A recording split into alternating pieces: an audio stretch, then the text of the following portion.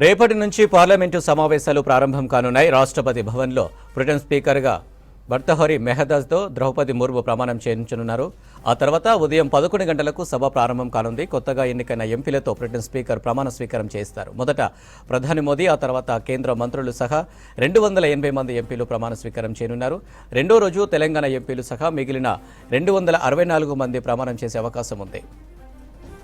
June 26న Lok Sabha speaker ఎన్నిక జరగనుంది. June 27న ఉభయ సభల సంయుక్త సమావేశంలో రాష్ట్రపతి ద్రౌపది ముర్ము ప్రసంగించనున్నారు. రాష్ట్రపతి ప్రసంగానికి ధన్యవాదాలు తెలిపే తీర్మానంపై జూన్ 28న చర్చ ప్రారంభమవుతుంది. జూలై 2 లేదా 3వ తేదీన ప్రధాని మోదీ సమాధానమిచ్చే అవకాశం ఉంది. మరోవైపు బ్రిటన్ స్పీకర్ ఎన్నికపై విపక్షాలు అసంతృప్తి వ్యక్తం చేస్తున్నాయి. భర్తహరి మెహదాజ్ కంటే సీనియర్లు ఉన్నప్పటికీ ఎన్డీఏ ప్రభుత్వం స్వార్థపూరితంగా వ్యవహరిస్తుందని ఆరోపించాయి విపక్షాలు. ఇప్పటికే బ్రిటన్ స్పీకర్ ప్యానెల్ నుంచి తప్పుకున్నాయి విపక్షాలు. ఇక మరింత సమాచారం ఢిల్లీ నుంచి మదార్ లైవ్లో అందిస్తారు. మదారు, పార్లమెంటు సమావేశాలకు సంబంధించి అప్డేట్స్ ఏంటి? అనిల్, రేపటి నుంచి స్పెషల్ సెషన్ ఇది. ఈ సెషన్లోనే కొత్తగా గెలిచినటువంటి ఎంపీలతోటి ప్రమాణ స్వీకారం చేస్తారు. ఈ సెషన్లోనే స్పీకరు, డిప్యూటీ స్పీకర్ల ఎన్నిక ఉంటుంది. దాంతోపాటు పార్లమెంటు సమావేశాలు ఉభయ సభలను ఉద్దేశించి రాష్ట్రపతి ద్రౌపది ముర్ము 27వ తారీఖున ప్రసంగం చేయబోతున్నారు. ఈలోపే ఇటు డిప్యూటీ స్పీకర్ ఎన్నిక, వారితో పాటు కొత్తగా గెలిచినటువంటి ఎంపీల ప్రమాణ స్వీకారం, అలాగే ప్రొటెం స్పీకర్కి సంబంధించిన ప్రమాణ స్వీకారం కూడా రేపు ఉదయం ఉంటుంది. రాష్ట్రపతి భవన్లో ప్రొటెం స్పీకర్గా భర్తృహరి మెహతాబ్ ప్రమాణ స్వీకారం చేస్తారు.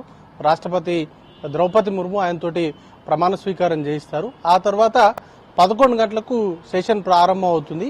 ఆ సెషన్లోనే మిగతా ఎంపీలతోటి, అంటే మొదట ప్రధాని నరేంద్ర మోడీ ప్రమాణ స్వీకారం చేస్తారు. ఆ తర్వాత సీనియారిటీ వైజ్గా రాజ్నాథ్ సింగ్, అమిత్ షా, వీళ్ళందరూ కూడా, నితిన్ గడ్కరీ, వారితో పాటు మనోహర్ లాల్ ఖట్టర్, శివరాజ్ సింగ్ చౌహాన్ లాంటి మంత్రులు, కేంద్ర మంత్రులు ప్రమాణ స్వీకారం చేస్తారు. ఆ తర్వాత మిగతా కేంద్ర మంత్రులు, సహాయ మంత్రులు వీళ్ళందరూ చేసిన తర్వాతనే రాష్ట్రాలకు సంబంధించిన, అంటే రాష్ట్రాలు కూడా ఆల్ఫాబెట్స్కి సంబంధించి అక్షర క్రమంలో, మొదట అండమాన్ నికోబార్, ఆ తర్వాత ఆంధ్రప్రదేశ్, ఇలా అక్షర క్రమంలో ఒక్కొక్క రాష్ట్రానికి సంబంధించిన ఎంపీలతోటి ప్రమాణ స్వీకారం చేస్తారు. రేపు ఒక్కరోజే సుమారు 280 మంది వరకు కూడా ప్రమాణ స్వీకారం చేసేటువంటి అవకాశం ఉంది.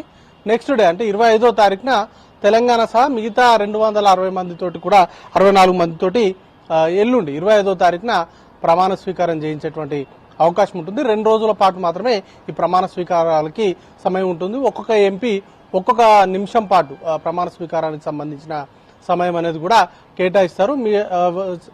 వీలైనంత త్వరగా ప్రమాణ స్వీకారాన్ని పూర్తయ్యేలాగా ఏర్పాట్లు అనేది కూడా చేస్తున్నారు. రేపటి నుంచి సమావేశాలు ప్రారంభమవుతాయి. జూలై 3వ తారీఖు వరకు కూడా ఈ సమావేశాలు కొనసాగబోతున్నాయి.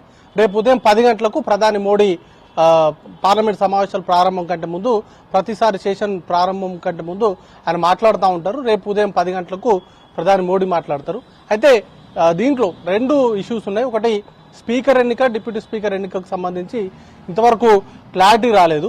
ఎవరిని స్పీకర్ చేయబోతున్నారు ఏంటి అనే దానిపైన ఇంకా నిర్ణయం తీసుకోలేదు. బీజేపీకి సంబంధించిన నేతలే స్పీకర్గా ఉండేటువంటి అవకాశం ఉంటుంది. అయితే ఇండియా కూటమికి సంబంధించి డిప్యూటీ స్పీకర్ పోస్ట్ని వాళ్ళు అడుగుతున్నారు.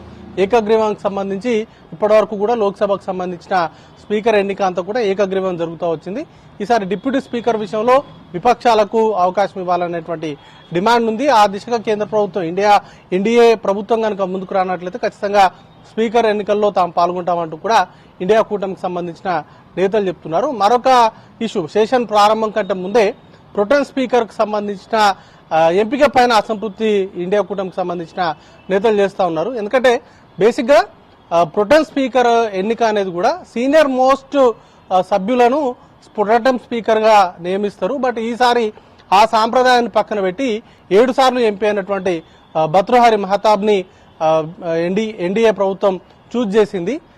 ఆయన కంటే సీనియర్లు ఉన్నప్పటికీ ఆయనను వాళ్ళందరినీ కూడా పక్కన పెట్టి భర్తృహరి మెహతాబ్ని అవకాశం ఇచ్చింది. దానిపైన ఇప్పుడు విపక్షాల నుంచి నిరసన అనేది కూడా వ్యక్తమవుతుంది. దాంతో ప్యానెల్ నుంచి కూడా వాళ్ళు తప్పుకుంటున్నట్టుగా ఇండియా కూటమికి సంబంధించిన నేతలు చెప్పారు. ఆయనకంటే ముందు కాంగ్రెస్ కు సంబంధించి కె సురేష్ అనేటువంటి ఎంపీకి 8 సార్లు ఆయన గెలిచారు. ఆయనకు ఉన్నటువంటి సీనియారిటీని పక్కన పెట్టి అణగారిన వర్గాలకు సంబంధించిన ఎంపీ కాబట్టి ఆయనను పక్కన పెట్టారు అనేది ప్రధానంగా విపక్షాల నుంచి పెద్ద ఎత్తున విమర్శలు అనేది కూడా వస్తున్నాయి. దాన్ని ఎట్లా సార్ట్అవుట్ చేయబోతున్నారు అనేది కూడా చూడాల్సి ఉంటుంది. ఇక 26వ తారీఖున స్పీకర్ కు సంబంధించిన ఎన్నిక, సభ్యులకు సంబంధించిన ప్రమాణ స్వీకారం పూర్తయిన తర్వాత 26వ తారీఖున స్పీకర్ కు సంబంధించినటువంటి ఎన్నిక ఉంటుంది. ఇంకా ఎవరిని చేయబోతున్నారు ఏంటి అనే దానిపైన ఇంతవరకు అయితే బీజేపీ పార్టీ నుంచి స్పష్టమైనటువంటి పేర్లు అయితే ఇంతవరకు కూడా ప్రకటన రాలేదు. నిన్న మొన్నటి వరకు కూడా 2-3 పేర్లు ప్రచారం జరిగింది. ఒకటి ఆంధ్రప్రదేశ్ నుంచి రాజమండ్రి ఎంపీగా ఉన్నటువంటి పురంధరేశ్వరి, అలాగే భద్రహారి పేరు కూడా చాలా ప్రచారం జరిగింది. పోయిన సెషన్ లో స్పీకర్ గా ఉన్నటువంటి ఓం బిర్లానే కొనసాగించేటువంటి అవకాశాలు ఉన్నట్టుగా ప్రచారం జరిగింది. బట్ ఇంతవరకు మాత్రం అఫీషియల్ గా ఒక డిసిషన్ అయితే తీసుకోలేదు. 26వ తారీఖునే దానికి సంబంధించి ఒక క్లారిటీ అయితే వచ్చేటువంటి అవకాశం ఉంటుంది. ఇక 27వ తారీఖున ఉభయ సభలను ఉద్దేశించి రాష్ట్రపతి ప్రసంగిస్తారు. తర్వాత 28 నుంచి రాష్ట్రపతి ప్రసంగానికి ధన్యవాదాలు తెలిపేటువంటి తీర్మానాలపైన చర్చ జరుగుతుంది. చివరి 2 రోజుల్లో ప్రధాని దీనిపైన సమాధానం ఇచ్చేటువంటి అవకాశం ఉంటుంది. Anil mother, thank you.